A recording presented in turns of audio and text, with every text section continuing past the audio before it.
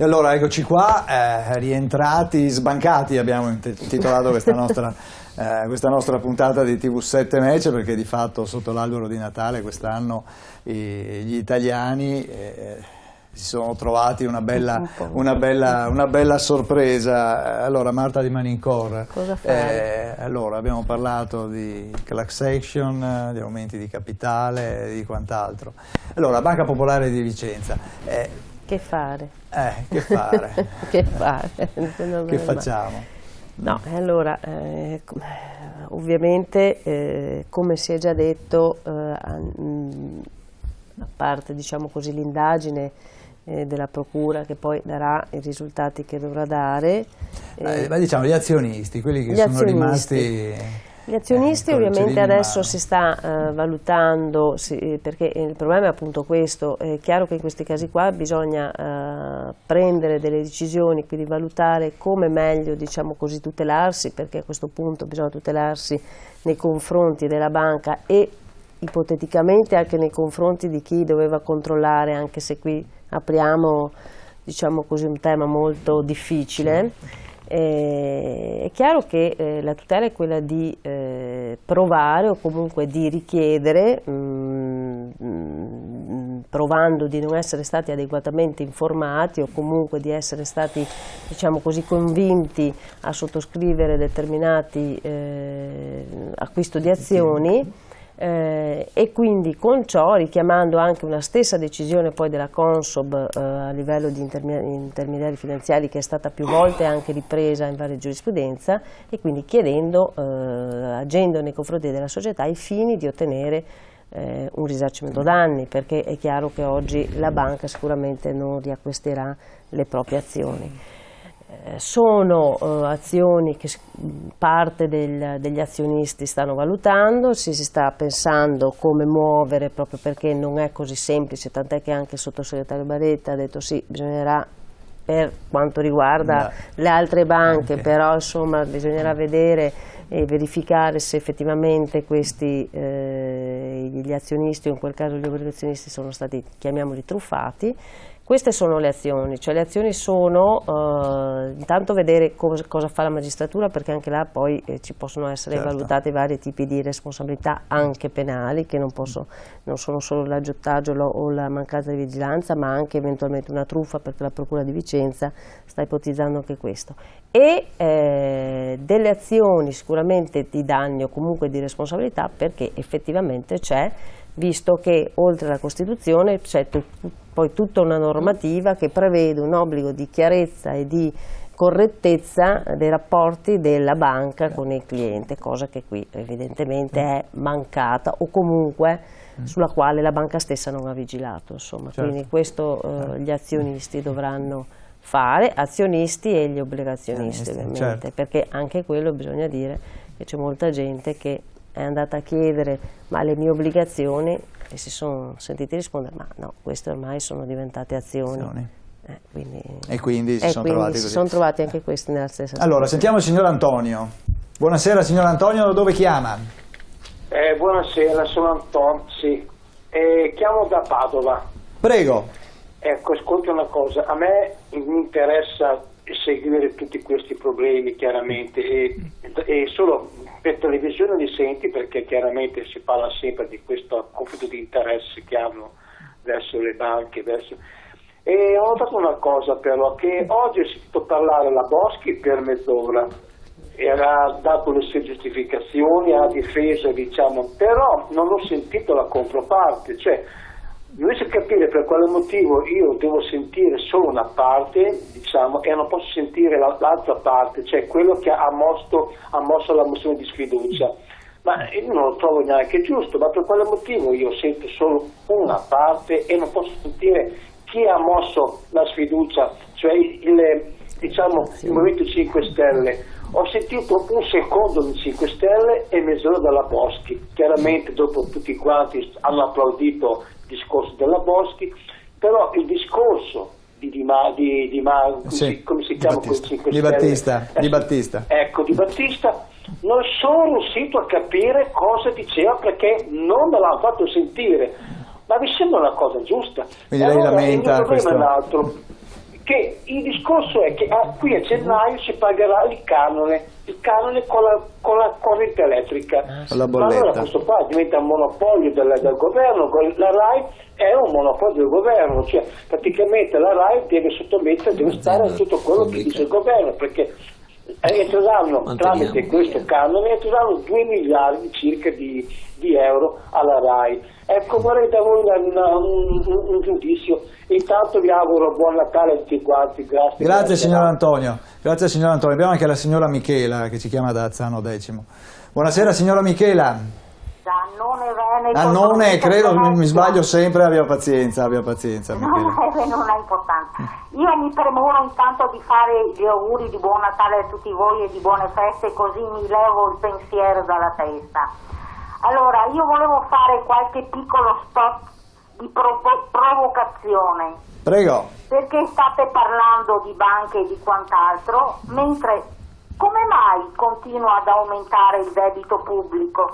Drenano soldi da tutte le parti e non gli bastano mai e continua a salire il debito pubblico. A chi lasceremo questo debitone? Ai nostri nipoti? O forse la laguna di Venezia avrà sommerso tutto il Veneto per l'epoca? Prima provocazione. Seconda provocazione è pensare che hanno stanziato 10-15 milioni di euro per pubblicizzare la candidatura di Roma per le Olimpiadi del 2024. Dai 10 ai 15 milioni di euro, e poi si mostrano le buche delle strade di Roma. Seconda provocazione. Terza provocazione, che fine ha fatto le fondazioni? Una volta, pochi mesi fa, invero, dicevano che se le banche non si convertivano in fondazioni erano spacciate. Adesso nessuno parla più di fondazioni. Quarta provocazione, persona di famiglia ha il conto corrente nella Banca Popolare di Treviso perché gli corrisponde ogni mese la pensione. Dal dito al fatto, dicono gli altri in Veneto, si è ritrovato che la Banca Popolare di Treviso è stata acquisita dalla Banca Altoatesina. Io mi sono chiesta, ma quanti saranno gli abitanti dell'Alto Adige per avere tutti questi capitali? Non avranno mica i pozzi di petrolio nascosti sottoterra? Come fanno ad avere tutti questi capitali? Forse che vanno a speculare con l'idroelettrico in quel di Belluno? Per Alessio Morosin, che ammiro profondamente. Morosin, non molli la presa. L'altra sera sentivo un esponente del fronte del Fogolar Furlan che diceva che auspica l'esercito ai confini tra Friuli e Veneto perché gli extracomunitari non passino in Friuli Venezia Giulia. Ha capito bene? Era un esponente del fronte Parlamento Furlan. E poi che mi dice della legge che vieta di fare i depositi di gas a Chioggia e invece ne stanno montando ben 3 nella laguna di Chioggia? Grazie. Grazie a lei signora Michela. Qua Michela ogni settimana il professor Calvo vuole provare lei a rispondere no, a questi. Prossimamente la inviteremo. Abbiamo così provato, farà l'opinionista. Allora, io penso che allora c'è stato il signor Antonio che lamentava l'informazione, che è stato dato molto più spazio. Allora, la RAI Boschi. funziona come le banche, esattamente alla stessa maniera.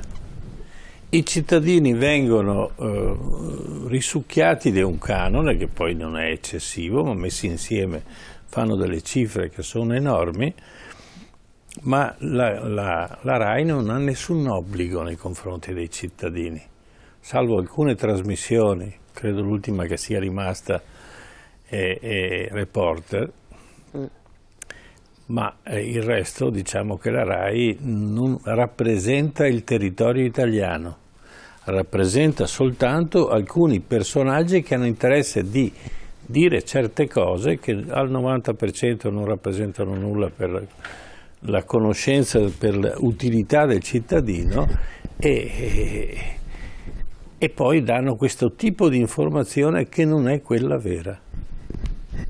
Perché se io di un'informazione ometto una parte non è che dico il falso, non è che ho detto solo una parte, perché come diceva prima, se certe cose non si sentono le due campane, allora la gente non si crea l'opinione e non creandosi l'opinione non ha potere di giudizio.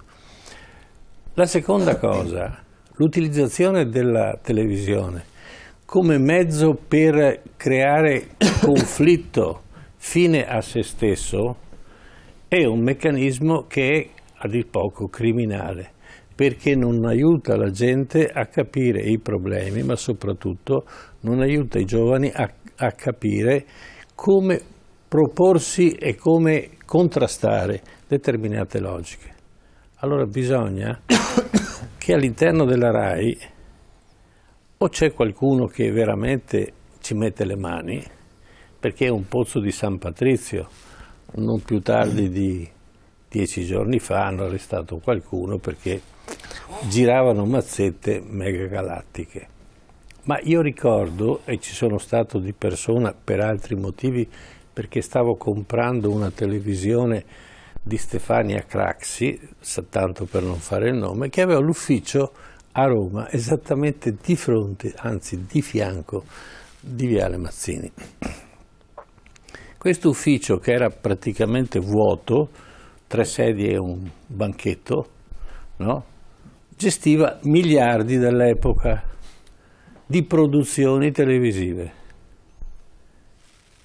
È una cosa allucinante e nessuno diceva nulla, perché tutti sono d'accordo e tutti beccano in tutte le posizioni, perché fanno parte di quel clientelismo sociopolitico che è la parte più deteriore dell'Italia. Questa è la RAI. Riguardo poi alle domande della signora, che ne fa anche troppe. Il debito pubblico che sale. Lascio. Il debito pubblico, il problema è molto semplice.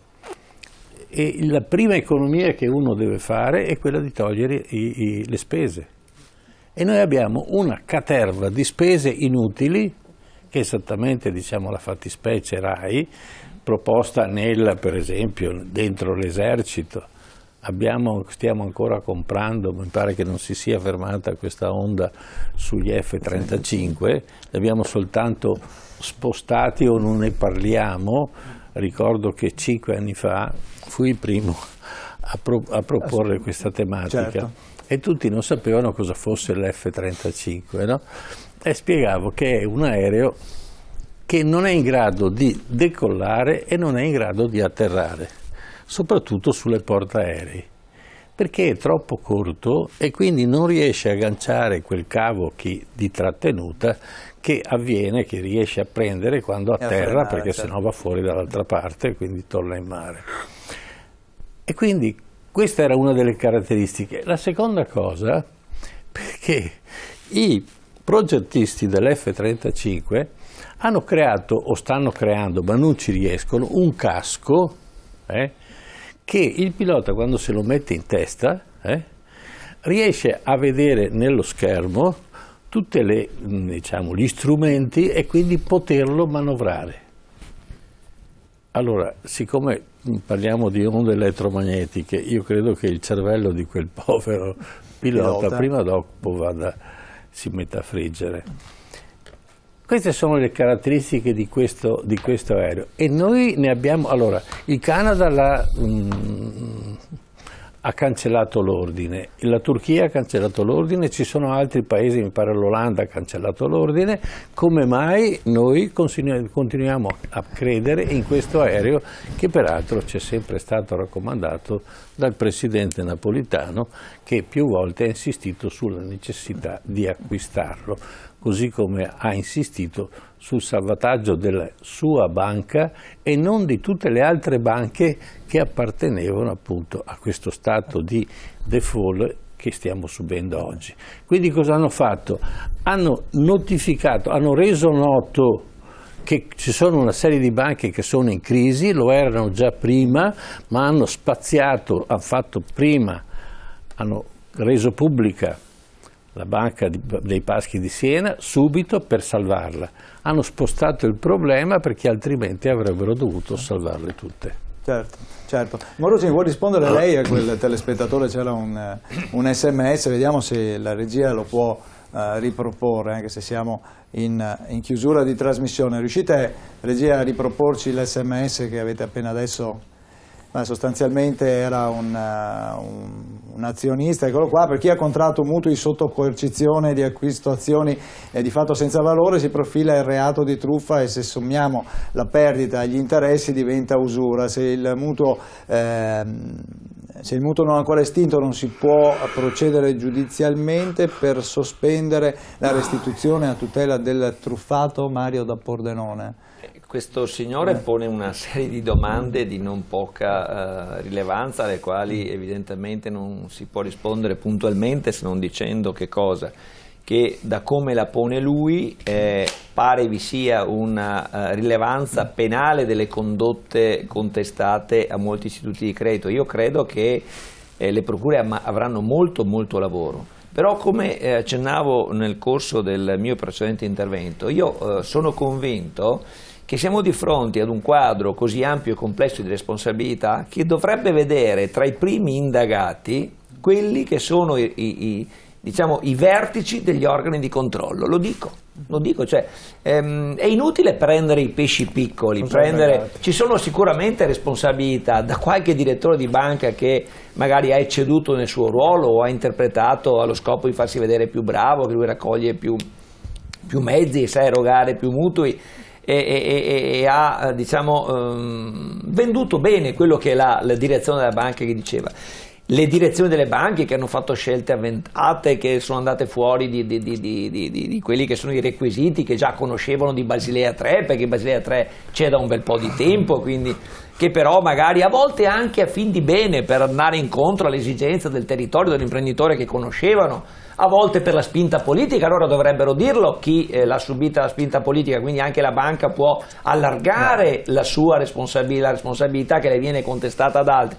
Ma io vorrei, mi auguro, lo dico con grande convinzione anche come operatore del diritto, che le procure della Repubblica, a cominciare da quella di Vicenza, che ha aperto un'indagine molto importante, e da un procuratore capo che conosco da tanti anni, perché ha cominciato come operatore a Campo San Piero, dove io ho fatto anche qualche esperienza nel 1982-83, che questa procura della Repubblica cominci a dirci che sta indagando i vertici degli organi di controllo. Allora ci credo. Finché mi indaga i pesci piccoli non ci credo. Questa è una giustizia per soddisfare le pagine dei giornali, i titoli sulle pagine dei giornali, non per dare ristoro, anche perché se tocchiamo i veri responsabili, e io sono convinto che là è il peccato mortale, non il peccato veniale, entrambi vanno sanzionati, là avremo anche possibilità di trovare strumenti di ristorazione dei danni di cui parlava anche la collega prima, che senz'altro ci sono. E poi la politica deve fare il resto. Banca Etruria, a me pare che se si vuole in tempi brevi, diceva anche il parlamentare 5 Stelle, hanno approvato provvedimenti che evidentemente quando si vuole si riesce ad approvare. Si riesce a fare in fretta. Marta Del Menancora, qualcuno pagherà secondo lei alla fine? Allora, intanto mi auguro proprio di sì, perché voglio dire, se no siamo qua a discutere. No, sicuramente, insomma, il discorso, qualcuno pagherà. Quello che è vero è che magari pagano, diciamo, i pesci un po' più piccoli, anche se non sono piccoli, magari non pagheranno, diciamo, quelli che possono essere stati in concorso, chiamiamolo così, non è un termine giuridico in questo momento appropriato, ma insomma comunque anche chi potevano avere altre responsabilità, però qualcuno sicuramente pagherà. Ritengo di sì. Cappelletti? Per lei, allora, domani per l'assemblea di Veneto Banca, che scenario futuro possiamo prevedere? Staremo a vedere adesso. Anche per l'assemblea ormai è imminente, con Banca Popolare di Vicenza però c'è più tempo e gli azionisti della Popolare di Vicenza si possono organizzare da qui a febbraio-marzo, quando ci sarà un'assemblea analoga. Io posso dire solo una cosa, vedere distruggere i propri risparmi di una vita senza neppure tentare una resistenza, perché sapete in economia è come in natura, nulla si crea, nulla si distrugge, per cui quei denari, quei miliardi di euro che si bruciano da una parte poi finiranno sulle tasche di qualcun altro dall'altra, perché l'economia va avanti, procede, si tratta di un'instabilità finanziaria, ripeto, quindi le banche continueranno a fare utili da qui in futuro,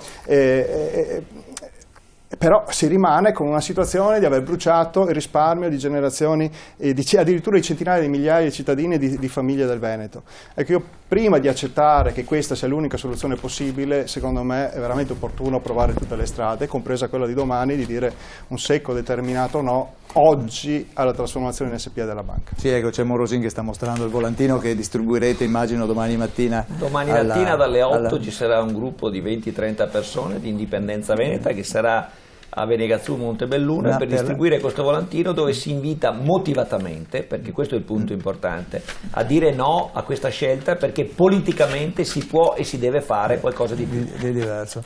Cavallari invece, un consiglio ai cittadini e ai telespettatori. Da oggi in poi, purtroppo abbiamo visto che è già tardi, cosa fanno? Sul vostro sito internet ci sono dei consigli, ci sono delle indicazioni su come comportarsi? Abbiamo dato qualche indicazione di massima per quanto riguarda, ecco, il livello di informativa del risparmiatore. Cioè, torno un po' al concetto di prima.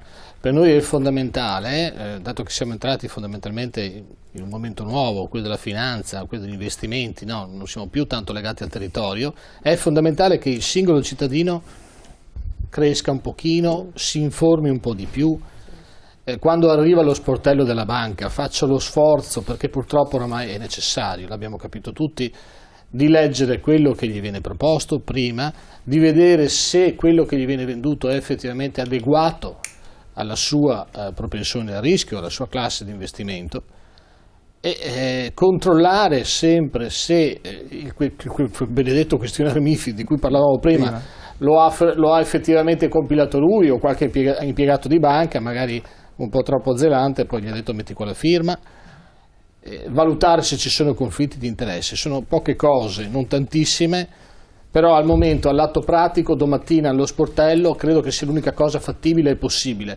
Poi chiaramente ci sono dei movimenti che in questo, per fortuna, stanno prendendo coscienza, partiti politici, associazioni e quant'altro, del grande problema dell'informativa bancaria e della tutela del piccolo risparmiatore. Prima si è parlato di class action, domani mattina c'è un'assemblea molto importante, torno a ricordarlo, sono tutti momenti molto, molto, molto significativi. Però ecco, diciamo, da lunedì mattina allo sportello non firmate nulla e informatevi prima. Se mi posso permettere di aggiungere, penso che a livello poi di associazioni o anche a livello politico è necessario, secondo me è necessario che tutte queste informative, o comunque chi deve porre in essere queste informative, dovrebbero porle in modo molto più semplice, in modo più chiaro, in modo più immediato, perché poi questa altrimenti non... Come lo Stato italiano è intervenuto con le sigarette nocive gravemente alla salute, in una maniera molto più semplice e chiara, anche certi documenti di sottoscrizione dovrebbero riportare, se non altro, la pericolosità del grado di rischio. Bisogna andare col commercialista in banca per decidere cosa fare. Se ci fosse una comunicazione proprio semplice e chiara, cui si avvisa che si sta firmando un atto che comunque comporta dei rischi, probabilmente anche i piccoli risparmiatori ci avrebbero pensato su, o come dice lei, magari avrebbero preso il documento, lo firma domani, lo faccio leggere al commercialista. Certo. Professor Caslen, nulla sarà più come prima? È cambiato tutto? Sicuramente le cose si ripetono, però io vorrei dire ai telespettatori di stare attenti all'effetto panico, perché l'effetto panico crea vantaggio per quelli che stanno mangiandosi queste banche che saranno poi rese SpA e quindi di facile ingestione. Quello che io suggerirei, ma qui ci vuole un economista di alto livello, una sorta di pagherò da agganciare all'azione della banca. Cioè, se la banca si riprende, in termini più o meno lunghi, restituirà tutto o in parte quello che sbadatamente ha perduto in questo periodo. Questo sarebbe, perché teniamo conto di una cosa, è vero che il denaro è il fondamento di tutto l'andamento economico di una nazione, ma in realtà è lo stimolo che è il fondamento dell'economia. Tant'è vero che in alcune università inglesi è stata fondata un nuovo insegnamento che è la neuroeconomia. E se hai desiderio di qualche cosa, quella cosa aumenta di valore. Se invece la rifiuti, perde di valore. In questo momento questo panico fa sì che tutto si imploda, anche a vantaggio del valore reale di quelle azioni. E quindi si crea una sorta di caduta a catena che va a vantaggio di chi i soldi in questo momento ce l'ha e che aspetta soltanto che arrivi alla quota minima, compra tutto, rifà partire il meccanismo, che magari è un meccanismo che già funziona, che non si è fermato.